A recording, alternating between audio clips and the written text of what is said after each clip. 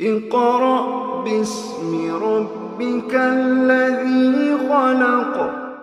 الحمد لله رب العالمين والصلاة والسلام على سيد الأنبياء والمرسلين وعلى آله وأصحابه أجمعين اما بعد.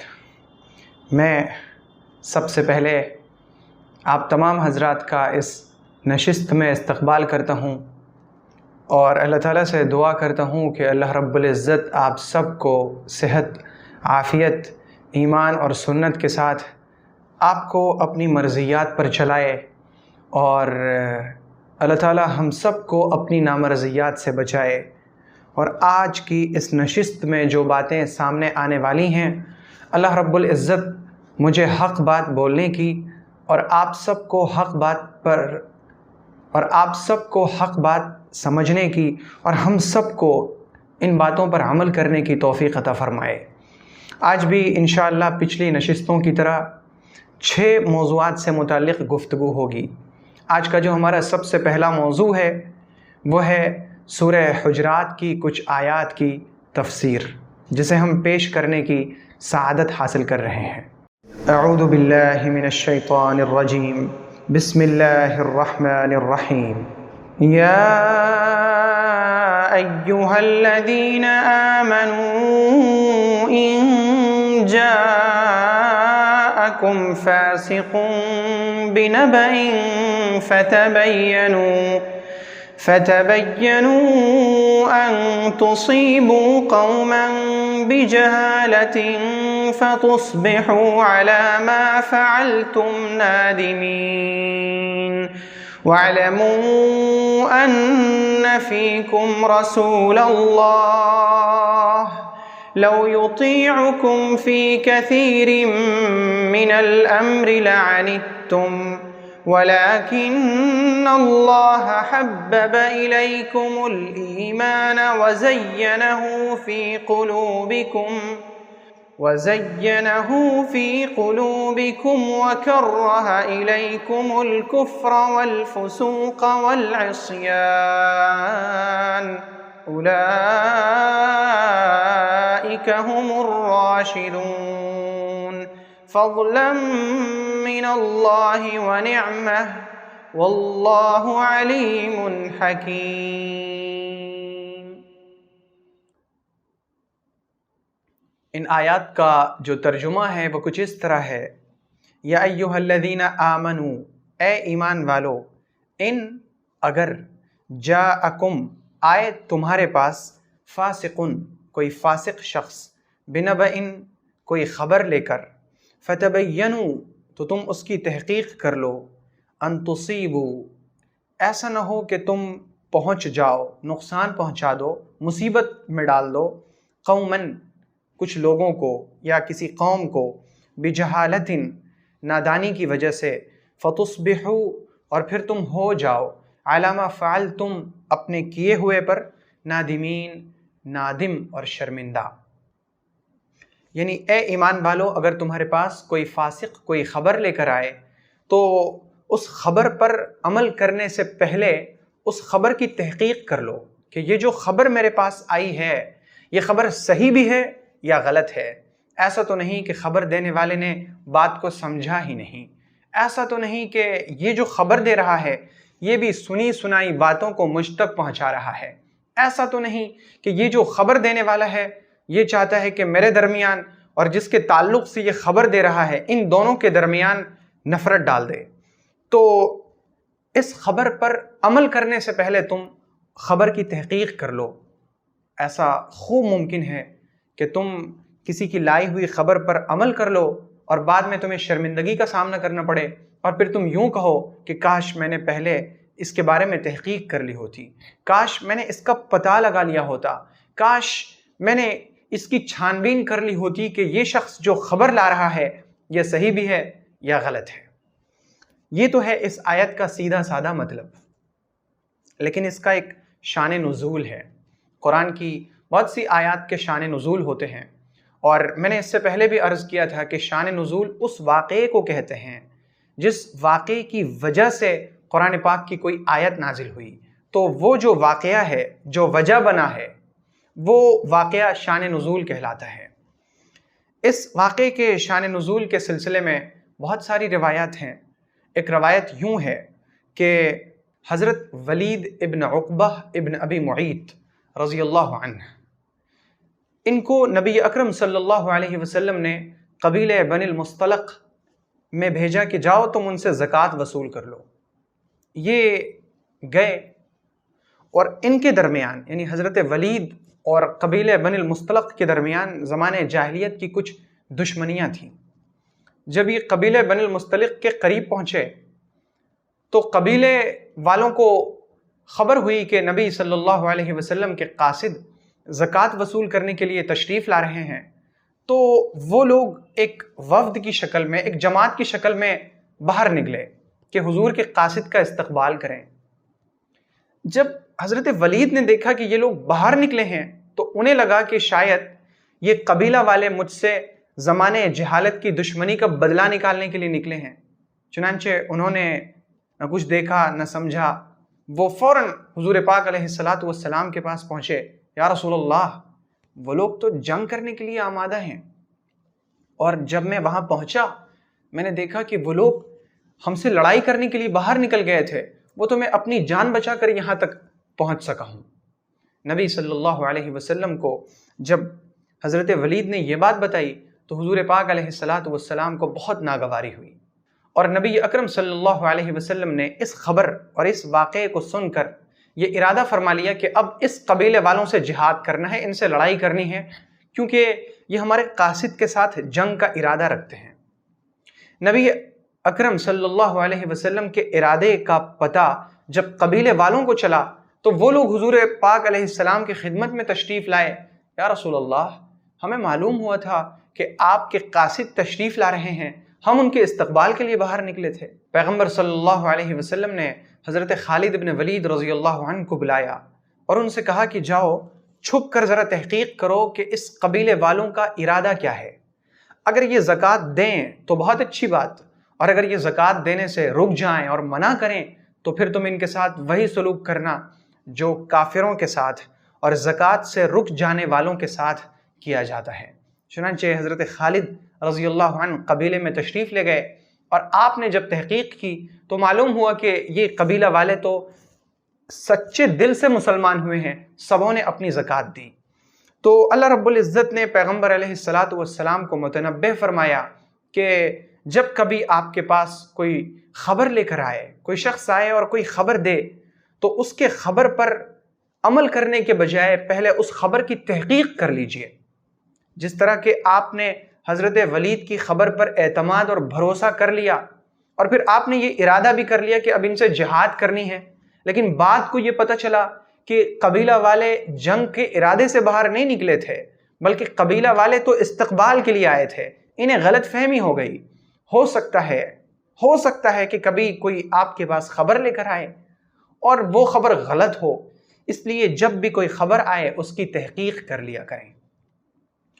اس آیت میں ایمان والوں کے لیے اللہ رب العزت کی طرف سے بڑی ہدایت ہے، اور وہ ہدایت یہ ہے کہ جب بھی ہمارے پاس کوئی شخص کسی طرح کی کوئی خبر لے کر آئے، ہمیں چاہیے کہ اس کو آگے سنانے سے پہلے، آگے بھیجنے سے پہلے، آگے اسے شیئر کرنے سے پہلے ہم اس کی تحقیق کر لیں، اس کے بارے میں ہم پتہ کر لیں کہ یہ خبر صحیح ہے یا غلط ہے۔ پیغمبر علیہ الصلاۃ والسلام نے فرمایا کفا بالمرء اثما ان يحدث بكل ما سمع، انسان کے جھوٹا ہونے کے لیے اتنا کافی ہے کہ وہ ہر سنی سنائی بات کو نقل کرنے لگے۔ میں نے یہ سنا، میں نے یہ سنا، اور میں نے یہ سنا۔ ہر سنی سنائی بات نقل نہیں کی جاتی۔ اور اس زمانے میں جب کہ سوشل میڈیا کا استعمال بہت زیادہ عام ہو چکا ہے، اس وقت ہمیں بہت محتاط رہنے کی ضرورت ہے۔ ہمارا جو رویہ ہو خبروں کے تعلق سے، ایک چیز کو دوسری جگہ بھیجنے کے تعلق سے، اور میسیج کو آگے فارورڈ کرنے کے تعلق سے جو ہمارا رویہ اور برتاؤ ہو، وہ بڑا محتاط ہونا چاہیے۔ ہم بڑے احتیاط کے ساتھ کسی خبر کو لیں، اور جب ہم اسے آگے بھیجیں تو آگے بھیجنے سے پہلے اس کی تحقیق کر لیں کہ یہ خبر جو مجھ تک پہنچی ہے کہیں ایسا تو نہیں کہ یہ صرف ایک افواہ ہے، ایسا تو نہیں کہ یہ خبر جو مجھ تک پہنچی ہے یہ دشمنوں کی سازش ہے، ایسا تو نہیں کہ یہ خبر جو ہم تک پہنچی ہے یہ بہت توڑ مڑوڑ کر پیش کی گئی ہے، پہلے تحقیق کیا کریں، اس کے بعد آگے خبر کو شیئر کیا کریں اور نشر کیا کریں۔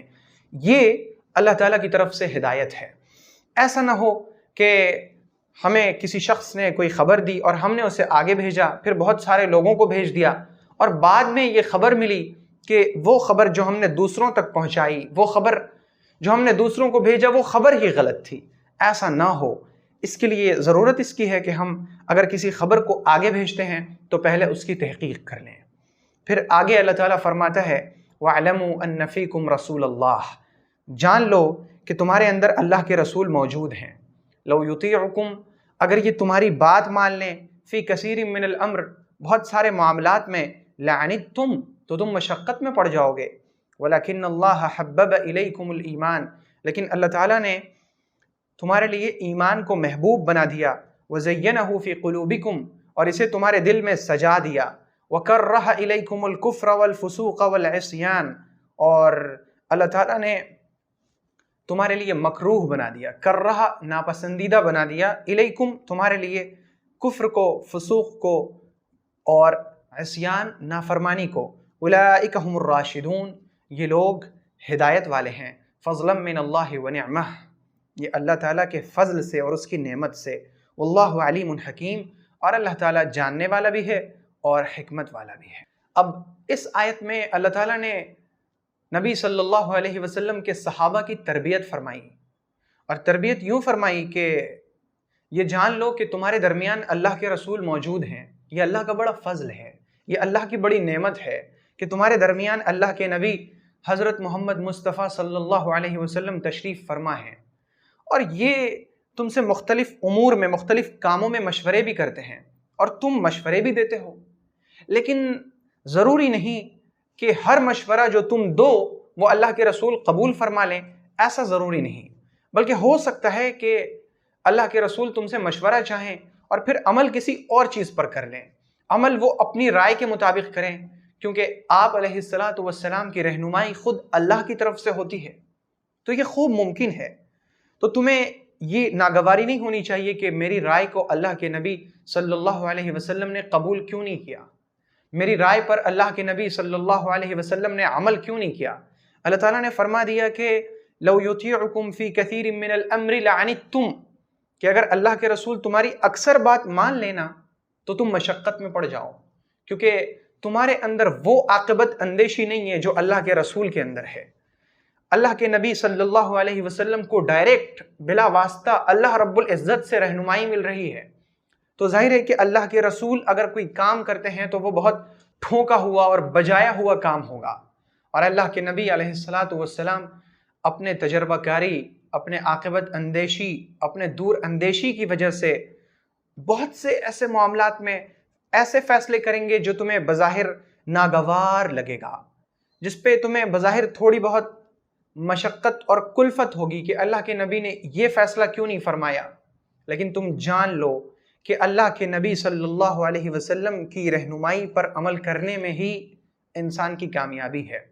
پھر آگے اللہ نے فرمایا کہ یہ اللہ کا فضل ہے کہ اللہ تعالیٰ نے تمہارے دل میں ایمان کو مزین کیا، ایمان کو تمہارے لیے محبوب بنا دیا، اور اللہ تعالیٰ نے تمہارے دل میں کفر کی، فسق کی اور نافرمانی کی نفرت ڈال دی، اور یہ جو تم ایمان سے محبت کرتے ہو اور تم کفر سے اور کفر کی چیزوں سے دوری برتتے ہو، اس میں تمہارا اپنا کوئی کمال نہیں ہے، فضلا من اللہ ونعمہ، یہ اللہ کا فضل ہے، یہ اللہ کی نعمت ہے۔ اس وقت بہت سے لوگ ہیں جو نیکی کرنے کے بعد ایسا ان کا بیہیویئر ہو جاتا ہے، ایسا سلوک ہو جاتا ہے، ایسا ان کا برتاؤ ہوتا ہے، اور ان کا جو انداز ہوتا ہے وہ کہتا ہے کہ میں بہت نیکوکار ہوں، میں بہت متقی ہوں، میں بڑا پرہیزگار ہوں، میں یوں لوگوں کی خدمت کرتا ہوں، میں یوں یہ فلاح و بہبود کا کام کرتا ہوں، میں ادھر اتنے اچھے اچھے کام کرتا ہوں۔ ان سے کوئی کہے، کوئی ان سے بتائے کہ آپ جتنے بھی نیک کام کر رہے ہیں، اگر آپ فجر میں بہت پابندی سے اٹھ رہے ہیں، اگر آپ تہجد کے لیے بیدار ہو رہے ہیں، اگر آپ اشراق چاشت اوابین پڑھ رہے ہیں، اگر آپ بہت زیادہ تسبیحات کا اہتمام کر رہے ہیں، اگر آپ بہت اللہ کی راہ میں خرچ کر رہے ہیں تو اس میں آپ کا کوئی کمال کہاں ہے؟ کمال اللہ کا ہے کہ آپ سے وہ کام لے رہا ہے، کمال اللہ کا ہے کہ آپ کو اس نے سیدھے راہ پر رکھا ہے، کمال اللہ کا ہے کہ اس نے آپ کو گناہ سے بچا رکھا ہے۔ آپ کا اور ہمارا اس میں کوئی کمال نہیں۔ جب کبھی ہم نیکی کریں نا تو کہیں لا حول ولا قوت الا باللہ العلی العظیم۔ لا حول، گناہ سے بچنے کی طاقت ہمیں نہیں ہے، ولا قوت، اور نیکی کرنے کی بھی ہمیں ہمت اور طاقت نہیں ہے، الا باللہ، مگر اللہ کی مدد سے، العلی جو بہت بلند ہے، العظیم جو بہت بڑا ہے۔ تو یہ لا حول ولا قوت الا باللہ العلی العظیم، اس کے پڑھنے کی جگہ ہی ہے کہ جب ہم کبھی کسی گناہ سے بچ جائیں یا ہم کوئی نیکی کر لیں تو ہم پڑھیں لا حول ولا قوت الا باللہ العلی العظیم۔ ہمارے معاشرے میں لا حول ولا قوت تب پڑھا جاتا ہے جب ہم کسی خراب چیز کو دیکھتے ہیں، یا جب ہمارے سامنے کوئی غلط جملہ بولا جاتا ہے تو ہم کہتے ہیں لا حول ولا قوت الا باللہ العلی العظیم۔ حالانکہ وہ جو جگہ ہوتی ہے جب کوئی برائی کی چیز سامنے آئے، جب کوئی شخص کوئی برا جملہ کہے، جب ہم کوئی گالی سنیں، تو اس وقت ہمیں کہنا چاہیے لا الہ الا اللہ محمد الرسول اللہ۔ لا الہ الا اللہ یہ شیطان کو بھگانے کا کام کرتا ہے، اور لا حول ولا قوت الا باللہ یہ جو پڑھنے کا مقام ہے، جگہ ہے، یہ تب ہے جب ہم کسی گناہ سے بچ جائیں، کسی گناہ سے اللہ نے ہمیں بچا لیا، ہم پڑھیں لا حول ولا قوت الا باللہ العلی العظیم۔ جب ہم نے کوئی نیکی کر لی ہم پڑھیں لا حول ولا قوت الا باللہ العلی العظیم۔ تو جب کبھی شیطان دل میں یہ وسوسہ ڈالے کہ تم بڑے نیک ہو، تم بڑے پرہیزگار ہو، تم بہت متقی ہو، تو شیطان کا کان پکڑ کر اپنے دماغ سے نکالیے اور کہیے کہ نہیں، اللہ اکبر، لا حول ولا قوت الا باللہ العلی العظیم۔ گناہ سے بچنے کی اور نیکی کرنے کی ہمیں کوئی طاقت نہیں ہے جب تک اللہ کی توفیق نہ ہو۔ اور خود اللہ تعالیٰ نے اپنے پیغمبر کے صحابہ کو فرما دیا اولئک هم الراشدون، یہ سب ہدایت پر ہیں، لیکن ان میں ان کا کوئی کمال نہیں، فضلا من اللہ ونعمہ، یہ اللہ کا فضل ہے، اللہ کی نعمت ہے۔ اور اللہ تعالیٰ نے قرآن پاک میں صاف طور پر اعلان کیا، فرمایا لا تمنوا علی اسلامکم، احسان مت جتاؤ مجھ پر کہ تم نے اسلام قبول کیا، بل اللہ یمن علیکم ان ہداکم للایمان، یہ اللہ کا احسان ہے کہ اس نے تمہیں ایمان عطا کیا۔ منت منہ کہ خدمت سلطان ہمی کنی، منت ازو شناس کہ بخدمت گزاشتد، تم بادشاہ پہ احسان مت جتاؤ کہ تم اس کی نوکری کر رہے ہو۔ ارے یہ تو بادشاہ کا احسان ہے کہ اس نے تمہیں اپنی خدمت میں رکھ رکھا ہے۔ بادشاہ کا احسان ہے نا کہ اس نے ہمیں نوکری دی ہے، وہ اگر چاہے تو وہ اپنی پوری سلطنت میں سے جسے چاہے اپنے لیے منتخب کر لے، اپنے محل کی صفائی اسی سے کروا لے۔ یہ تو اس کا احسان ہے کہ اس نے ہمیں اپنے محل کی صفائی کے لیے رکھا ہے۔ اگر آپ نیکوکار ہیں، اگر آپ تہجد گزار ہیں، اگر آپ اللہ کے فرما بردار ہیں، اگر آپ گناہوں سے بچتے ہیں، اگر آپ نمازوں کی پابندی کرتے ہیں، تو دوسروں کو حقیر مت سمجھیے، یہ مت سمجھیے کہ اس میں بہت کمال کا ہو گیا، بلکہ یہ اللہ کا احسان ہے کہ اس نے آپ کو سیدھی راہ پر رکھا ہے۔ اللہ رب العزت ہمیں ان باتوں کو سمجھنے کی توفیق عطا فرمائے۔ تو یہ سورہ حجرات کی آیت نمبر 6، آیت نمبر 7 اور آیت نمبر 8 کی مختصر تفسیر آج سامنے آ سکی۔ آج کا جو ہمارا دوسرا موضوع ہے وہ ہے حدیث۔ حدیث کے موضوع میں ایمانیات کے تعلق سے صحیح بخاری کی حدیث ہے، عن ابی موسیٰ الاشعری رضی اللہ عنہ قال قال رسول اللہ صلی اللہ علیہ وسلم ما احد اصبر على اذى يسمعه من اللہ يدعون له الولد ثم يعافيهم ويرزقهم۔ سیدنا ابو موسیٰ اشعری رضی اللہ عنہ فرماتے ہیں کہ پیغمبر صلی اللہ علیہ وسلم نے فرمایا کہ تکلیف دینے والے کلمات سن کر اللہ تعالیٰ سے زیادہ صبر کرنے والا کوئی نہیں، کہ لوگ اللہ تعالیٰ کے لیے اولاد کا دعویٰ کرتے ہیں، پھر بھی اللہ تعالیٰ انہیں عافیت عطا کرتا ہے اور انہیں روزی دیتا ہے۔ اس حدیث میں پیغمبر صلی اللہ علیہ وسلم نے اللہ رب العزت کی ایک صفت حلم کا بیان فرمایا ہے کہ اللہ تعالیٰ کی بہت ساری صفات میں سے ایک صفت ہے حلم، بردباری۔ بردباری کا مطلب یہ ہے کہ اللہ تعالیٰ اپنے بندے کو بہت ساری چیزوں سے نوازتا ہے، بلکہ بندے کے پاس جتنی چیزیں ہیں سب کی سب اللہ کی دی ہوئی ہیں. انسان اپنے آپ میں غور کیوں نہیں کرتا؟ اس کا جسم، اس کی روح، اس کے جسم کا ایک ایک حصہ، اس کا ایک ایک عضو، اس کے جسم کی بناوٹ، اس کا حسن، اس کا جمال، اس کے جسم میں موجود ایک ایک چیز، آنکھ، ناک، کان، ایک ایک سیل، ڈی این اے، ہر چیز اللہ کا دیا ہوا ہے. یہ اللہ تعالیٰ نے انسان کے اندر ایک پروگرام فیڈ کر دیا ہے، اور اسی پروگرام کی وجہ سے انسان اپنے تمام کاموں کو انجام دیتا ہے. اور ان سب کے باوجود بندہ جب اللہ کی نافرمانی کرے، وہ شرک کرے، وہ گناہ کبیرہ کے ارتکاب کرے، والدین کی نافرمانی ہو، جھوٹ ہو، غیبت ہو، چغلی ہو، زنا ہو، حسد ہو، چوری ہو، جو کچھ بھی ہو، اللہ تعالیٰ بندے کو گناہ کرنے کے فوراً بعد سزا نہیں دے دیتا، بلکہ اللہ رب العزت درگزر کرتا ہے، چھوڑ دیتا ہے، ڈھیل دیتا ہے، مہلت دیتا ہے. تو یہی ہے بردباری، کہ نافرمانی کو دیکھنے کے باوجود اس پر سزا نہ دینا، بلکہ مہلت دے دینا، ڈھیل دے دینا، یہ ہے بردباری. تو اللہ کے نبی صلی اللہ علیہ وسلم نے اللہ رب العزت کی اسی صفت کا بیان اس حدیث کے اندر فرمایا کہ لوگوں کو آپ دیکھیں، حال یہ ہے کہ اگر کوئی شخص مجھے گالی دے دے، میں ایک بار اسے معاف کر دوں گا، دوسری بار ہو سکتا ہے کہ میں اسے معاف کر دوں، لیکن تیسری بار بھی اگر وہ شخص مجھے گالی دے گا تو میں اس سے بدلہ لینے کی فکر کرنے لگوں گا. اگر کوئی شخص مجھے نقصان پہنچائے، ہو سکتا ہے میں پہلی بار چھوٹے موٹے نقصان پر اسے کچھ نہ کہوں، دوسری بار ہو سکتا ہے کہ کچھ نہ کہوں، لیکن تیسری بار اور چوتھی بار میں چاہوں گا کہ میں اس سے بدلہ لوں، اور سخت سے سخت بدلہ لوں، اور اسے وہ سبق سکھاؤں کہ پھر آئندہ اس کی جرأت نہ ہو مجھے تکلیف پہنچانے کی. یہ انسانوں کا حال ہے. لیکن اللہ رب العزت کا معاملہ یہ ہے کہ بندہ شرک کرتا ہے، اس کے ساتھ پتھر کو، اینٹ کو، مٹی کو، جانوروں کو شریک کرتا ہے. وہ جانوروں تک کو خدا سمجھ کر بیٹھ جاتا ہے، اس کے سامنے ماتھا ٹیکتا ہے، سجدہ کرتا ہے، نظر و نیاز پیش کرتا ہے، ان کے لیے قربانیاں دیتا ہے. لیکن اللہ ان تمام چیزوں کو دیکھ کر فوراً اسے سزا نہیں دیتا، بلکہ اللہ تعالیٰ اسے ڈھیل دیتا ہے، صبر کرتا ہے. آپ ذرا دیکھیے نا کہ اللہ وہ رب جس نے اس پوری کائنات کو محض اپنے کلمہ کن سے پیدا فرمایا. اللہ نے کہا تو ہو جا، بس یہ کائنات ہو گئی. اور اتنی بڑی کائنات کہ اگر ہم اس کی بڑائی کے بارے میں تصور کریں تو ایسا لگتا ہے کہ ہمارا دماغ شل ہو جائے گا، دماغ کام کرنا بند کر دے گا کہ اتنی بڑی کائنات. آپ ذرا سوچئے تھوڑی دیر کے لیے کہ ہم جس زمین پر رہتے ہیں، اس زمین کا حجم اور سائز ہمارے سائز سے کتنا زیادہ بڑا ہے. یہ زمین ہم سے کتنی زیادہ بڑی ہے انسان کے مقابلے میں. لیکن پھر ذرا سورج کو دیکھیے کہ یہ سورج جو ہمیں روشنی دیتا ہے، یہ ہماری زمین سے کتنا بڑا ہے، اور یہ ہماری زمین سے کتنے فاصلے پر ہے. اس چیز کو سوچیں.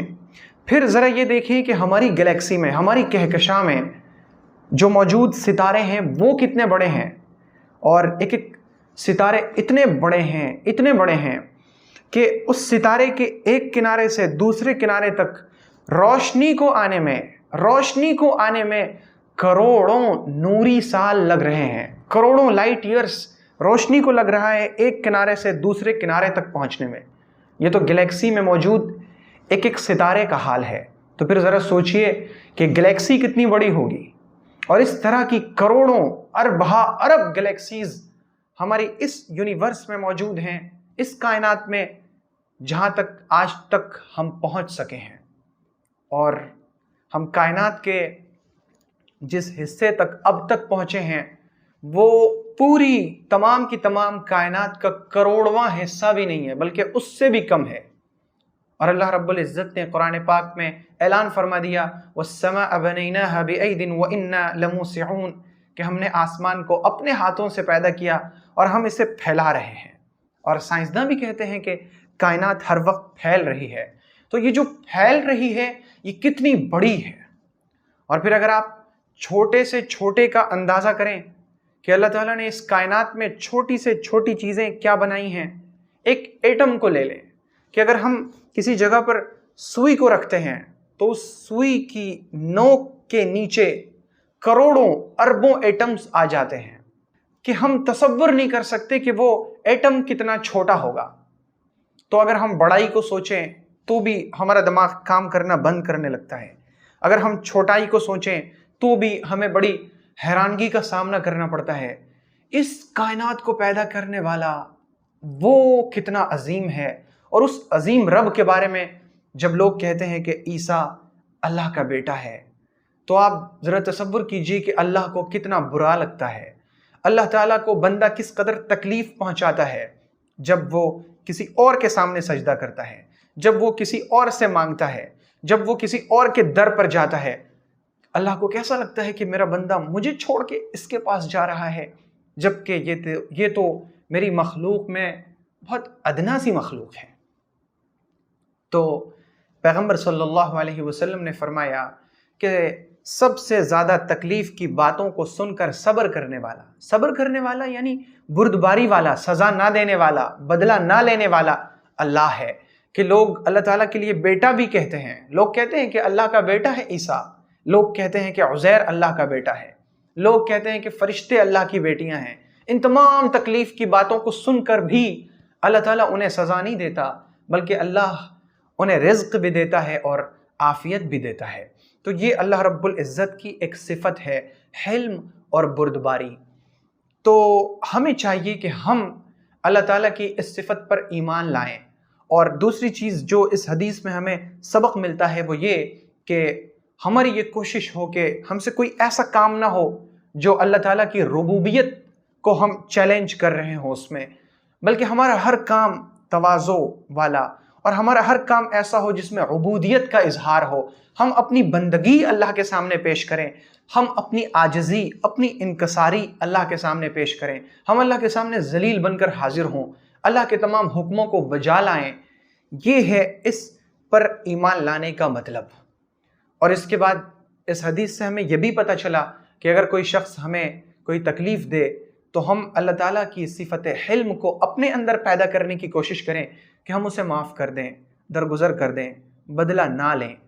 اور بدلہ نہ لینا، معاف کرنا، یہ حقیقی معاف کرنا اور بدلہ نہ لینا تب ہوتا ہے جب ہمارے پاس قدرت بھی ہو، طاقت بھی ہو، اور پھر ہم معاف کر دیں۔ اگر میرے پاس طاقت نہیں ہے اور میں معاف کر دوں، یہ کوئی معافی نہیں ہے۔ میرے پاس تو طاقت ہی نہیں کہ میں بدلہ لے سکوں۔ معاف کرنا تب ہے جب میں بدلہ لے سکتا ہوں، پھر بھی میں معاف کر دوں۔ تو ہم اپنے اندر صفت حلم کو، بردباری کی صفت کو پیدا کرنے کی کوشش کریں گے انشاءاللہ۔ ایمانیات کے تعلق سے ایک دوسری حدیث سنن ابی داؤد کی ہے، عن ابی امامۃ رضی اللہ عنہ قال قال رسول اللہ صلی اللہ علیہ وسلم من احب للہ وابغض للہ واعطى للہ ومنع للہ فقد استکمل الایمان۔ حضرت ابو امامہ رضی اللہ عنہ فرماتے ہیں کہ پیغمبر صلی اللہ علیہ وسلم نے فرمایا کہ جس نے 4 کام کر لیے اس کا ایمان مکمل ہو گیا۔ صرف 4 کام۔ پہلا کام ہے جس نے اللہ کے لیے محبت کی، جس نے چیزوں سے محبت کی اللہ کے لیے۔ میں مسجد سے محبت کرتا ہوں کیونکہ اس مسجد کو اللہ سے نسبت حاصل ہے کہ یہ مسجد اللہ کا گھر ہے۔ اب اگر کوئی شخص مسجد میں کوئی ایسا کام کرے جو مسجد کے آداب کے خلاف ہو تو مجھے غصہ آئے گا، کیونکہ میں مسجد سے محبت کرتا ہوں۔ اگر کوئی مسجد کی اینٹ نکالے، اگر کوئی خانہ کعبہ کو توڑنے کی سازش کرے تو مجھے غصہ آ جائے۔ میں چیزوں سے محبت کرتا ہوں اس لیے کہ ان چیزوں کو اللہ سے نسبت حاصل ہے۔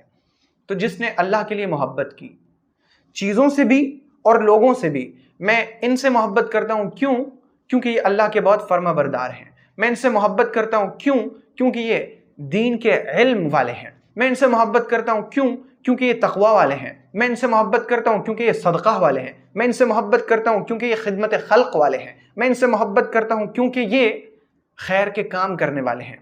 تو اللہ کے لیے محبت کرنا، چیزوں سے بھی اور لوگوں سے بھی۔ وَأَبْغَضَ لِلَّهِ، اور جس نے نفرت کیا اللہ کے لیے، میں اس سے نفرت کرتا ہوں کیونکہ اسے بار بار سمجھایا گیا نماز پڑھو، شراب چھوڑو، یہ شراب چھوڑتا ہی نہیں، مجھے اس شخص سے نفرت ہے۔ میں اس سے نفرت کرتا ہوں کیونکہ یہ قطع رحمی کرتا ہے، رشتہ داری کو توڑتا ہے، تو میں اس سے نفرت کرتا ہوں۔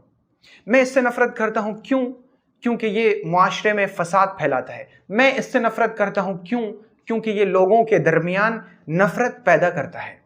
تو لوگوں سے نفرت کرنا، اسی طرح سے چیزوں سے نفرت کرنا، مجھے شراب سے نفرت ہے کیونکہ یہ میرے رب کو ناپسند ہے۔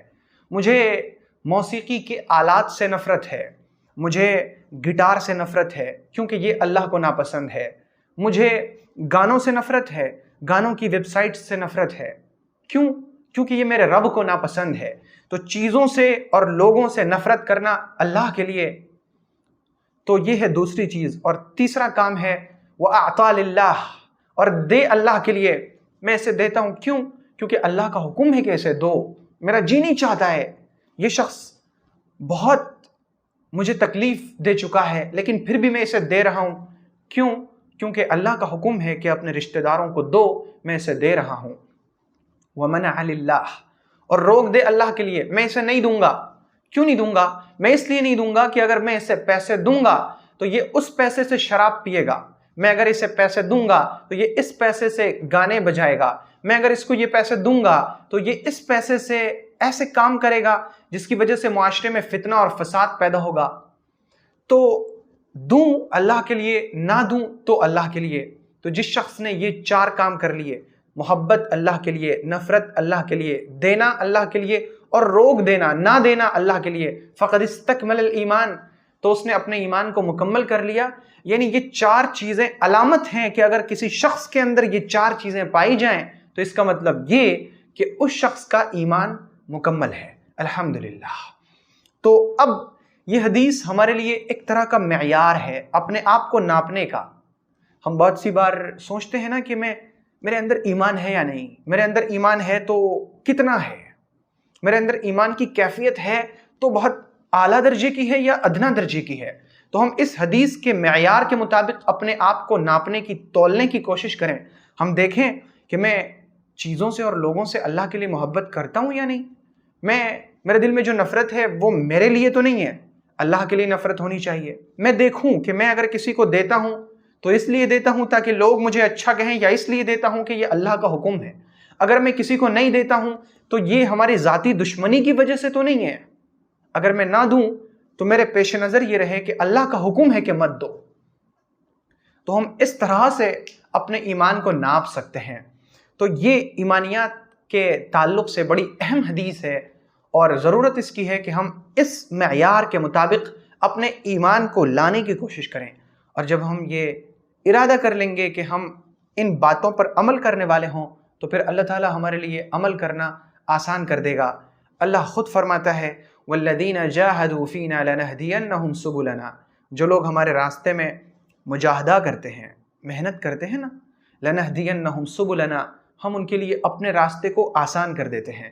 تو آئیے ہم کوشش کریں، انشاءاللہ اللہ ہمارے لیے راستے کو آسان کر دے گا۔ تو یہ حدیث کے تعلق سے کچھ گفتگو سامنے آ سکی۔ آج کا جو ہمارا تیسرا موضوع ہے وہ ہے فقہ۔ فقہ میں اس سے پہلے کچھ چیزوں کا بیان آ چکا۔ اب جو آج ہم گفتگو کریں گے وہ ہے وضو اور غسل۔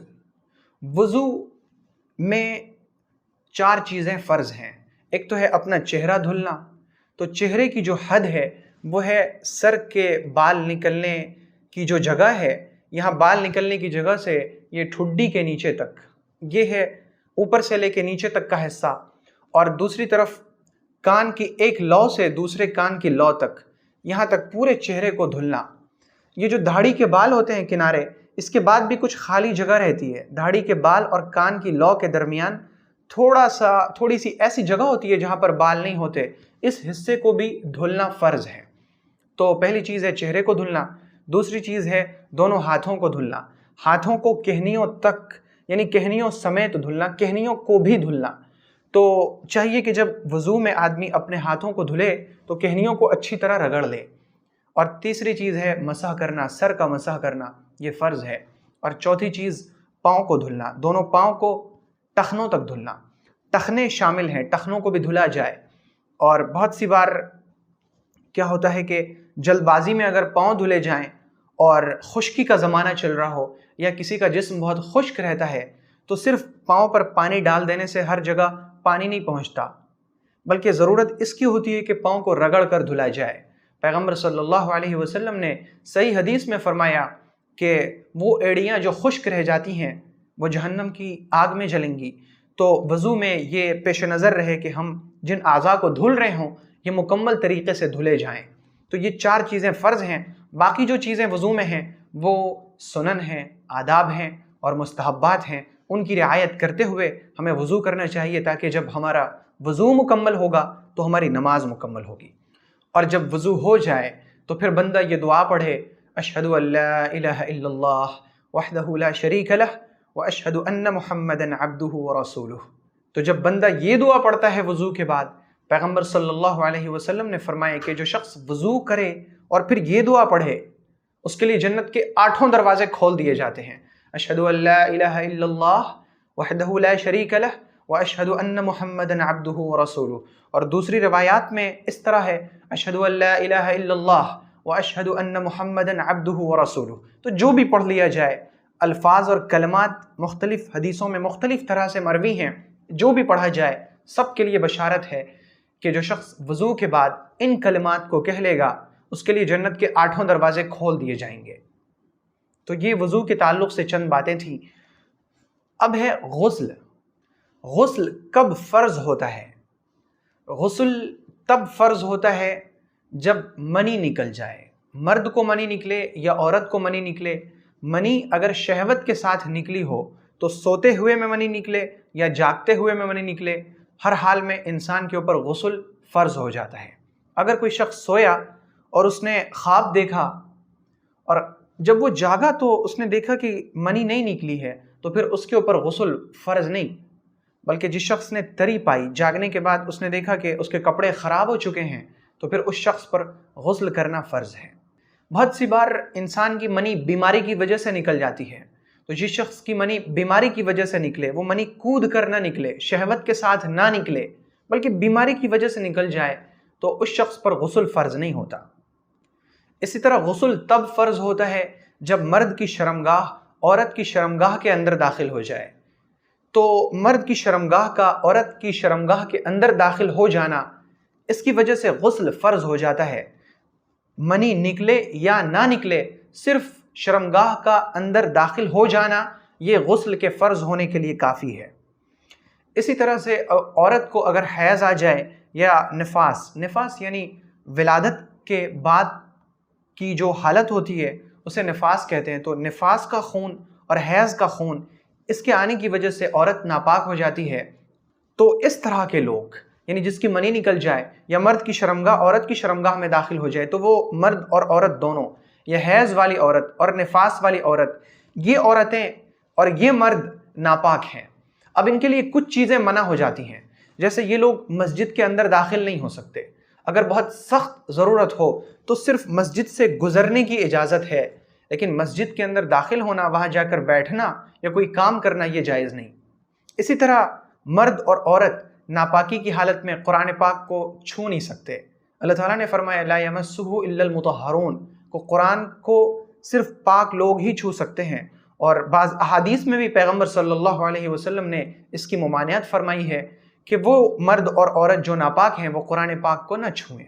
اسی طرح قرآن پاک کی تلاوت، اس سلسلے میں جمہور علماء کا، یعنی امت میں سے اکثر علماء کی رائے یہ ہے کہ جنابت کی حالت میں، ناپاکی کی حالت میں قرآن پاک پڑھنا صحیح نہیں ہے، لیکن اس سلسلے میں بعض دوسرے علماء ہیں جن کی تعداد بہت کم ہے، ان کا خیال ہے کہ عورت اور مرد ناپاکی کی حالت میں قرآن پاک کی تلاوت کر سکتے ہیں۔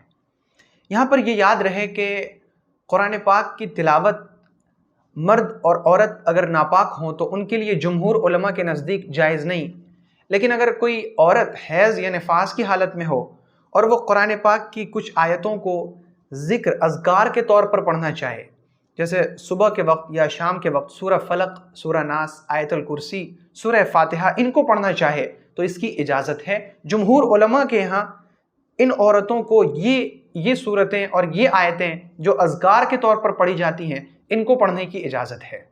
تو اب جب آدمی جنابت کی حالت میں ہو یعنی ناپاک ہو تو اس پر غسل فرض ہو جاتا ہے۔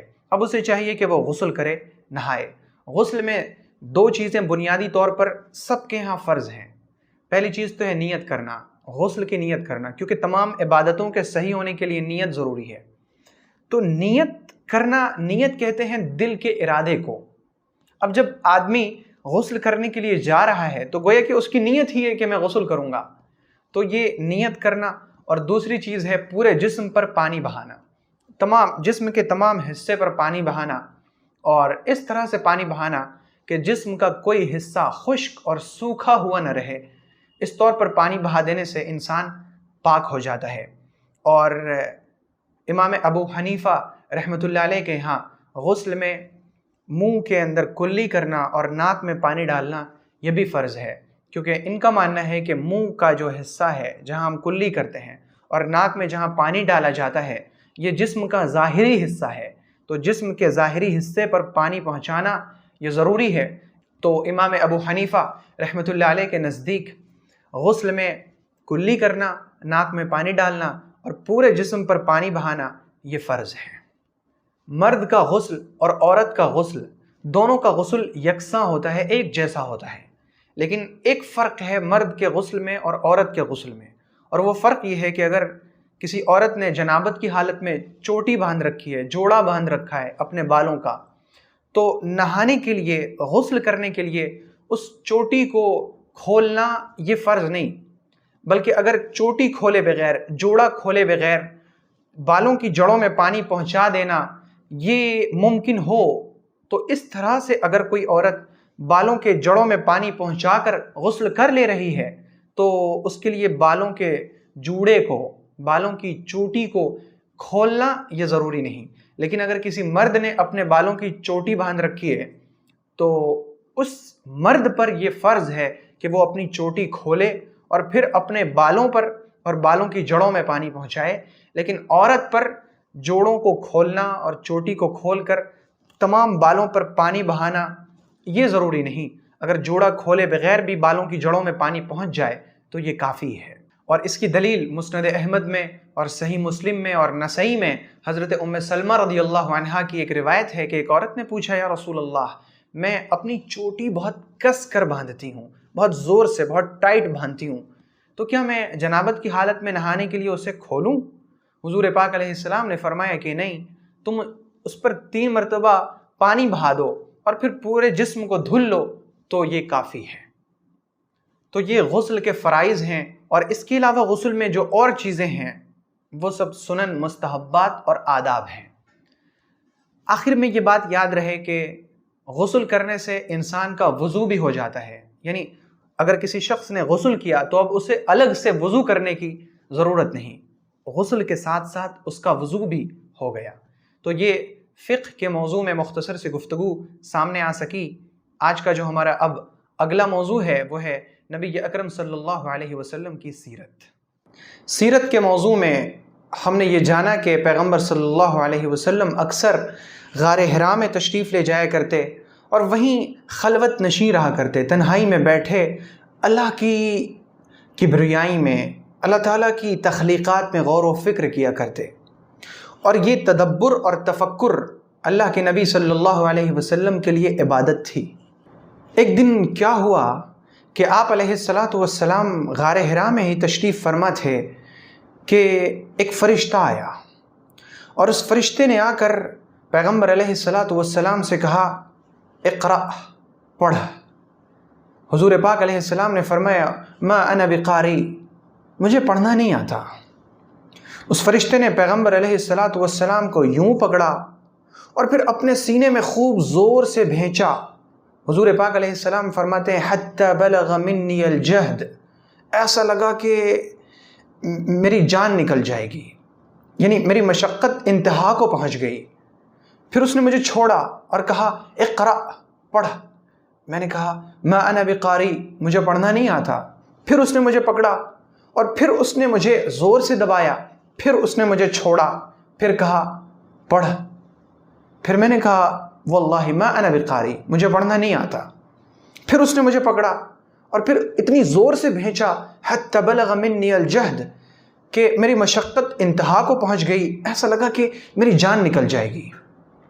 اور اس کے بعد اس نے کہا اقرأ بسم ربک الذی خلق خلق الانسان من علق اقرأ وربک الاکرم الذی علم بالقلم علم الانسان ما لم يعلم۔ جب جبرائیل امین نے یہ آیتیں پڑھیں، پیغمبر علیہ السلام کا دل بہت زور زور سے دھڑکنے لگا، اور آپ انہی کلمات کے ساتھ اپنے گھر جلدی سے تشریف لائے اور حضرت خدیجہ سے فرمایا زملونی زملونی زملونی، مجھے چادر اڑھاؤ، مجھے چادر اڑھاؤ، مجھے چادر اڑھاؤ، مجھے کمبل دو۔ چنانچہ سیدہ خدیجہ رضی اللہ عنہا نے حضور پاک علیہ السلام کو چادر اڑائی، پھر تھوڑی دیر کے بعد آپ کا خوف اور آپ کا ڈر جاتا رہا۔ اس کے بعد پیغمبر علیہ السلام نے سیدہ خدیجہ رضی اللہ عنہا کو پیش آیا پورا واقعہ سنایا کہ میں حرا کے اندر تھا، ایک شخص آیا اور اس نے مجھے بھیجا اور اس نے مجھ سے کہا کہ پڑھو، پھر اس نے یہ چیزیں پڑھی ہیں اقرأ بسم ربک الذی خلق خلق الانسان من علق اقرأ وربک الاکرم الذی علم بالقلم علم الانسان ما لم يعلم۔ مجھے تو اپنی جان کا ڈر لگتا ہے، پیغمبر علیہ السلام نے فرمایا کہ مجھے اپنی جان کا ڈر لگتا ہے، تو حضرت خدیجہ نے فرمایا کلا کلا واللہ ما یخزیک اللہ ابدا انک لتصل الرحم وتحمل الکل، کہ اللہ کی قسم میرے محبوب، اللہ آپ کو کبھی رسوا نہیں کرے گا، آپ کو کبھی اللہ تعالیٰ ضائع نہیں ہونے دے گا۔ آپ تو لوگوں کی مدد کرتے ہیں، آپ رشتہ داری کو جوڑتے ہیں، آپ تو تھکے ہوں کا بوجھ اٹھاتے ہیں، آپ تو درماندوں کی مدد کرتے ہیں، آپ تو مہمانوں کی میزبانی کرتے ہیں، آپ مصیبت زدوں کی مدد کرتے ہیں، اللہ آپ کو کبھی رسوا نہیں کرے گا۔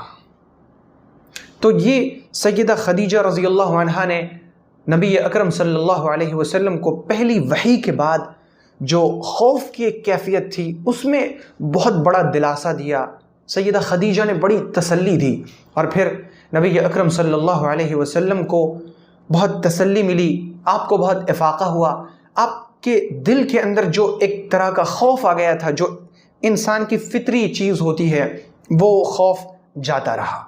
اس کے بعد سیدہ خدیجہ رضی اللہ عنہا نبی اکرم صلی اللہ علیہ وسلم کو لے کر اپنے چچیرے بھائی ورقہ ابن نوفل کے پاس لے گئیں۔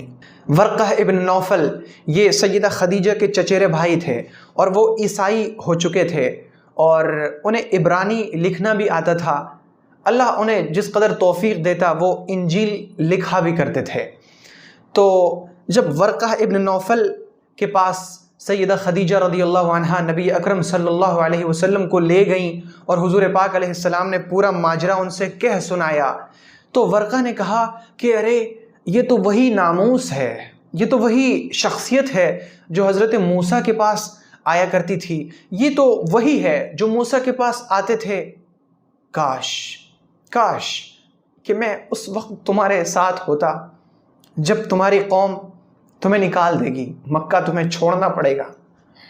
پیغمبر علیہ السلام کو یہ بات بہت عجیب لگی کہ مجھے مکہ کے سارے لوگ چاہتے ہیں، سو ایسا کیا ہوگا کہ مجھے مکہ کے لوگ مکہ سے باہر نکال دیں گے؟ پیغمبر علیہ السلام نے بڑے تعجب خیز انداز میں فرمایا او مخرجیہم او مخرجیہم، کیا یہ لوگ مجھے نکال دیں گے؟ ورقہ ابن نوفل جنہیں آسمانی کتابوں کا علم تھا، انہیں معلوم تھا کہ اللہ کے آخری نبی کو ہجرت کرنی ہوگی، مدینہ جانا ہوگا۔ تو ورقہ ابن نوفل نے کہا کہ ہاں، مکہ والے تمہیں مکہ سے باہر نکال دیں گے، کاش کہ میں اس وقت ہوتا تو میں آپ کی خوب پرزور مدد کرتا۔ لیکن ورقہ ابن نوفل بہت ضعیف نابینا ہو چکے تھے، اور کچھ ہی عرصے کے بعد ان کی وفات ہو گئی۔ تو یہ ہے پہلی وحی کا واقعہ، جب اقرأ بسم ربک الذی خلق سورہ علق کی ابتدائی 5 آیات نازل ہوئیں۔ پھر جب نبی اکرم علیہ السلام سے خوف کی یہ کیفیت جاتی رہی تو پھر آپ کو شوق ہونے لگا کہ وہ جو آیا تھا وہ پھر آئے اور پھر مجھے میرے رب کا پیغام سنائے۔ ایک عرصے تک وحی کا یہ سلسلہ بند رہا، وحی نہیں آئی، وحی کا سلسلہ منقطع رہا۔ ایک دن پیغمبر علیہ السلام فرماتے ہیں کہ میں جا رہا تھا تو مجھے ایک آواز آئی، میں نے اپنی نگاہ اوپر اٹھائی تو میں نے دیکھا کہ افق پر، آسمان کی بلندی پر ایک شخص کرسی پر بیٹھا ہے، اور وہ اتنا بڑا ہے کہ اس کا ایک پر مشرق میں ہے تو دوسرا مغرب میں۔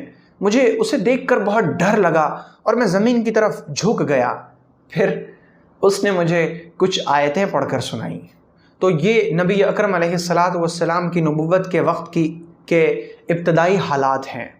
اس کے بعد پھر کچھ آیتیں نازل ہوتی ہیں جس میں اللہ تعالیٰ اپنے نبی صلی اللہ علیہ وسلم کو دعوت کا اور تبلیغ کا حکم فرماتے ہیں، جن کا تذکرہ انشاءاللہ ہم اگلی نشستوں میں کرنے کی کوشش کریں گے۔ اب جو آج کا ہمارا 5واں موضوع ہے وہ ہے تزکیہ۔ تزکیہ میں آج ہم سیکھیں گے ایک صفت حلم۔ حلم کے بارے میں ہم نے حدیث کے موضوع میں یہ جانا کہ حلم کا مطلب ہے کہ بدلہ کی طاقت اور قوت کے باوجود معاف کر دینا، اور یہ ہوگا کیسے، اسے ہم جانیں گے تزکیہ کے موضوع میں۔ حلم یعنی بردباری، بدلہ کی طاقت ہوتے ہوئے معاف کر دینا، درگزر کر دینا، جانے دینا، چھوڑ دینا، یہ ہے بردباری۔ اس صفت کو ہمیں اپنے اندر پیدا کرنے کی ضرورت ہے، اور یہ صفت ہمارے اندر پیدا اس طرح سے ہوگی کہ ہم اپنے گناہوں کو سوچا کریں کہ ہم جو گناہ کرتے ہیں، ہم پر جو اللہ کی عبادت کا حق ہے وہ حق ہم ادا نہیں کر پاتے، تو کیا ایسا ہوتا ہے کہ اللہ ہمیں فوراً پکڑ لیتا ہے؟ ہم نے ایک گناہ کیا، اللہ نے فوراً پکڑ لیا، یا اللہ تعالیٰ درگزر کر دیتا ہے، معاف کر دیتا ہے؟ ہم سوچا کریں۔ جب ہم سوچیں گے تو ہم اس نتیجے پر پہنچیں گے کہ نہیں، اللہ تو ہمیں بہت معاف کرتا ہے۔ تو ہم غور کریں کہ جب اللہ ہمیں معاف کر دیتا ہے تو ہم اللہ کے بندوں کو کیوں نہ معاف کریں، ہم اللہ کے بندوں سے کیوں نہ درگزر کریں، جبکہ اللہ کے نبی صلی اللہ علیہ وسلم نے فرمایا الراحمون یرحمہم الرحمن تبارک وتعالی ارحموا من فی الارض یرحمکم من فی السماء، کہ رحم کرنے والوں پر رحمان رحم کرتا ہے، تم زمین والوں پر رحم کرو، آسمان والا یعنی اللہ تم پر رحم کرے گا۔ تو جس طرح ہم یہ چاہتے ہیں کہ اللہ تعالیٰ ہمارے گناہوں کو معاف کر دے، اللہ ہم سے یہ چاہتا ہے کہ ہم لوگوں کو معاف کر دیں۔ اللہ تعالیٰ نے جب اچھے لوگوں کی صفات بیان کی تو اللہ نے فرمایا والعافین عن الناس، کہ اچھے لوگ وہ ہیں جو دوسروں کو معاف کر دیں۔ تو ہم اپنے اندر حلم کی، بردباری کی صفت پیدا کریں، اور بردباری کی جب صفت پیدا ہوگی تو اس کے نتیجے میں ہم لوگوں کو معاف کریں گے، اور جب ہم لوگوں کو معاف کریں گے تو اللہ ہمیں معاف کرے گا۔ اس سلسلے میں میں نے اپنے والد ماجد کے عمل کو بہت بے مثال دیکھا ہے۔ کبھی بھی کسی شخص کے خلاف اپنے دل میں کسی طرح کی کوئی بات نہیں رکھتے۔ بہت بار ایسا ہوا کہ میں نے بہت سے حالات کا ان سے ذکر کیا، بہت لمبی باتیں میں نے ان کے سامنے رکھی کہ میرے ساتھ ایسا ہوا، فلاں نے یہ کوتاہی کی، فلاں نے مجھے اس طرح سے تکلیف پہنچائی، یہ ہوا۔ بہت ساری باتیں میں نے ان کے سامنے رکھیں۔ انہوں نے پوری بات کو سنجیدگی سے سنا، اور پھر انہوں نے بس ایک آیت میرے سامنے پڑھ دی، خذ العفو وأمر بالعرف وأعرض عن الجاہلین۔ خذ العفو، معاف کرو، وأمر بالعرف، اچھائیوں کا حکم کرو، وأعرض عن الجاہلین، جو ناواقف لوگ ہیں ان سے دور ہی رہو۔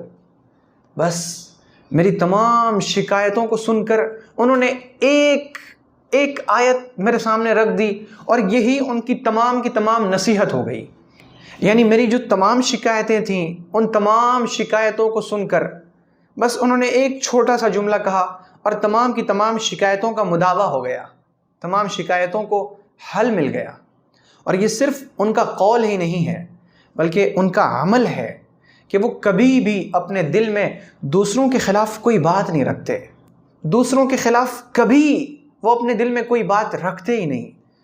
آج تک میں نے ایک بار بھی ان کی زبان سے غیبت نہیں سنی، کسی کی برائی، کسی کے بارے میں کوئی بات کہہ دینا، یہ تو ان کی عادت ہی نہیں ہے۔ جبکہ میں نے دیکھا کہ ان پر بہت سے لوگوں نے بہت سے ظلم کیے، ان کے حقوق میں کوتاہی کی، اور ان کا جو درجہ تھا، ان کا جو مرتبہ تھا، ان کا جو حق تھا، لوگوں نے ان کے حق کو مارا، ان کو دبانے کی کوشش کی، لیکن انہوں نے ہمیشہ سب کو یکسر معاف کر دیا۔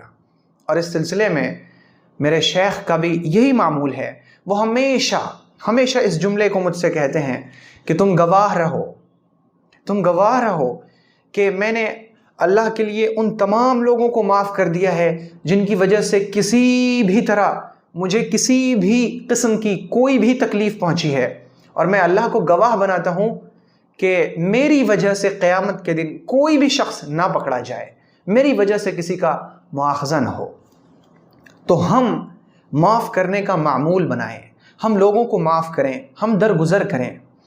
اور یہ درگزر کر دینا، معاف کر دینا ایک ایسی چیز ہے جو آپ کو زندگی میں بہت سکون دے گا۔ جب آپ سونے کے لیے بستر پہ جائیں تو آپ بہت سارے کام کرتے ہوں گے، آپ سورہ ملک پڑھتے ہوں گے، آپ اذکار پڑھتے ہوں گے، آپ سورہ بقرہ کی آخر کی 2 آیات پڑھتے ہوں گے، بہت سارے کام کرتے ہوں گے۔ ایک کام اور کریں، اور وہ کام یہ کہ ایک بار اپنی زبان سے کہیں، اے میرے رب، میں نے ان تمام لوگوں کو معاف کر دیا جنہوں نے میرے حق میں کسی بھی طرح کی کوتاہی کی، جن سے مجھے کسی بھی طرح کی کوئی بھی تکلیف پہنچی ہے، میں نے سب کو آپ کی رضا کے لیے، آپ کی خوشنودی کے لیے معاف کر دیا ہے۔ آپ گواہ رہیے گا۔ آپ جب اس طرح لوگوں کو معاف کر کے سوئیں گے، نیند بہت سکون کی آئے گی اور زندگی بڑی مسرت اور خوشی کے ساتھ گزرے گی۔ آپ بھی اس کا تجربہ کریں اور میں بھی اس کا تجربہ کرتا ہوں، اور ہم سب مل کر اللہ سے یہ دعا کریں کہ اللہ تعالیٰ اس بہترین صفت کو ہمارے اندر پیدا فرمائے۔ آج کا جو ہمارا آخری موضوع ہے وہ ہے تجوید۔ تجوید کے کچھ موٹے موٹے اصول، رولز ہم نے سیکھے۔ آج ہم اعوذ باللہ اور بسم اللہ کو تجوید کے ساتھ سیکھیں گے انشاءاللہ۔ اعوذ باللہ من الشیطان الرجیم، بسم اللہ الرحمن الرحیم۔ اعوذ، یہ حمزہ ہے، کیونکہ اس سے پہلے میں عرض کر چکا ہوں کہ جس الف پر زبر زیر یا پیش ہو اسے الف نہیں کہتے، حمزہ کہتے ہیں۔ اعوذ، اعوذ، عین کا مخرج یہ حلق ہے، اعوذ، ذو، ذال کا جو مخرج ہے وہ زبان کی نوک اور اوپر والے دانتوں کی نوک۔ اعوذ، ذال کو ہم باریک رکھیں گے۔ بہت سی بار ذال کو اگر موٹا کر دیا جائے تو یہ تجوید کے قاعدے کے خلاف ہو جاتا ہے اور اس کا حسن جاتا رہتا ہے۔ تو ہم پڑھیں گے اعوذ باللہ، اعوذ، ذال کو ہم باریک رکھیں گے۔ اعوذ باللہ، باللہ میں جو اللہ ہے، اللہ کا قاعدہ ہم نے سیکھا تھا کہ اللہ سے پہلے اگر زیر ہو تو اللہ کا لام باریک ہوگا، اور اللہ سے پہلے اگر پیش یا زبر ہو تو اللہ کا لام وہ پر ہوگا، یعنی موٹا ہوگا۔ تو باللہ، اللہ کے لام سے پہلے با کے نیچے زیر ہے۔ باللہ، باللہ یہ غلط ہے، صحیح ہے باللہ من الشیطان، من الشیطان، طا یہ موٹی آواز نکلتی ہے، من الشیطان الرجیم، رجیم اس کو کھینچیں گے، کیونکہ یا سے پہلے اگر زیر ہو تو یا کو تھوڑا سا کھینچتے ہیں، تو رجیم میں یا سے پہلے زیر ہے، اسی لیے اس کو کھینچیں گے۔ اعوذ باللہ من الشیطان الرجیم، بسم اللہ، سین یہ شین نہیں ہے، سین، بسم اللہ، بسم اللہ میں جو اللہ ہے اس اللہ کے لام کو باریک رکھیں گے کیونکہ اللہ سے پہلے میم کے نیچے زیر ہے۔ بسم اللہ الرحمن، رحمہ میں جو را ہے اس را کو ہم پر کریں گے کیونکہ را کے اوپر زبر ہے، را کے اوپر زبر یا پیش ہو تو را پر ہوتی ہے۔ رحمن الرحیم، نررحیم، رحیم کی را بھی پر ہوگی کیونکہ را کے اوپر زبر ہے، اور رحیم میں یا کو کھینچیں گے کیونکہ یا سے پہلے زیر ہے۔ اعوذ باللہ من الشیطان الرجیم، بسم اللہ الرحمن الرحیم۔ تو آج کی نشست میں الحمدللہ ان 6 موضوعات سے متعلق یہ گفتگو ہو سکی۔ اللہ رب العزت سے یہ دعا ہے کہ اللہ رب العزت ہم سب کو حق سمجھنے کی اور باطل کو باطل سمجھنے کی توفیق عطا فرمائے اور ہم سب کو اپنی مرضیات پر چلائے۔ اللہ تعالی ہم سب سے اپنے دین کی خدمت لے لے اور ہمیں اپنی دین کی خدمت کے لیے قبول فرما لے۔ آپ اللہ کی امان میں رہیں، اور اللہ نے چاہا تو انشاءاللہ پھر اگلی نشست میں ملاقات ہوگی۔ السلام علیکم ورحمۃ اللہ وبرکاتہ۔